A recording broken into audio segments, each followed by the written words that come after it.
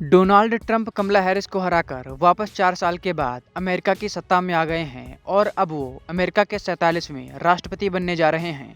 इस चुनाव में डोनाल्ड ट्रंप को 50.9% वोट मिले हैं, वहीं कमला हैरिस को 47.6% मतों से संतोष करना पड़ा है। इलेक्टोरल कॉलेज में ट्रंप को 295 और कमला हैरिस को 226 वोट मिले।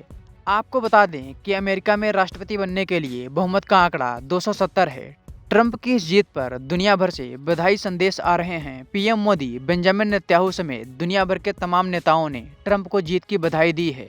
सबसे इंटरेस्टिंग बात यह है कि रूस के राष्ट्रपति व्लादिमीर पुतिन का भी ट्रंप की जीत पर रिएक्शन आया है। पुतिन ने कहा है कि मैं डोनाल्ड ट्रंप को इस अवसर पर संयुक्त राज्य अमेरिका के राष्ट्रपति के रूप में उनके चुनाव पर उन्हें बधाई देता हूं।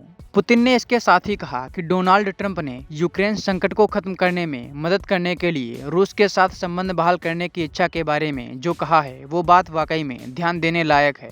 आपको बता दें कि अभी कुछ दिन पहले डोनाल्ड ट्रंप ने कहा था कि अगर वो अमेरिका के राष्ट्रपति बनते हैं तो वो 24 घंटे के अंदर रूस और यूक्रेन का युद्ध रुकवा देंगे।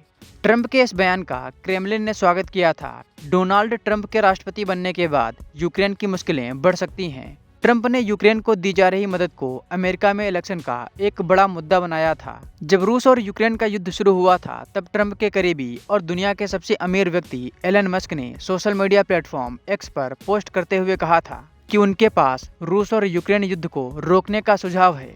एलन मस्क ने कहा था कि जिन इलाकों पर रूस ने कब्जा कर लिया है वहां जनमत संग्रह होना चाहिए, जिससे वहां की जनता ये डिसाइड कर सके कि वहां के लोग किस देश के साथ मिलना चाहते हैं।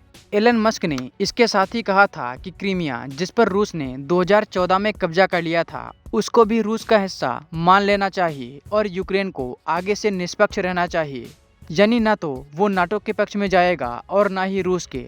एलन मस्क के इस प्रपोजल पर यूक्रेन ने कड़ी आपत्ति जताई थी और यूक्रेन के राष्ट्रपति व्लादिमीर जेलेंस्की ने सोशल मीडिया प्लेटफॉर्म एक्स पर पोस्ट करते हुए कहा था कि एलन मस्क यूक्रेन के साथ हैं या रूस के।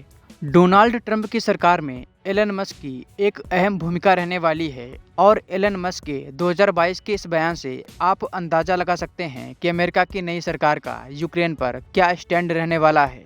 एलन मस्क के अलावा अमेरिका के नए उपराष्ट्रपति बनने जा रहे जेडी वेंस ने भी यूक्रेन को दी जा रही मदद की कई बार आलोचना की है। यही नहीं, जेडी वेंस ने नाटो की भी कई बार कड़ी निंदा की है। आपको जानकारी के लिए बता दें कि रूस और यूक्रेन युद्ध के 2.5 साल से भी ज़्यादा हो गए हैं और ये युद्ध अभी भी जारी है।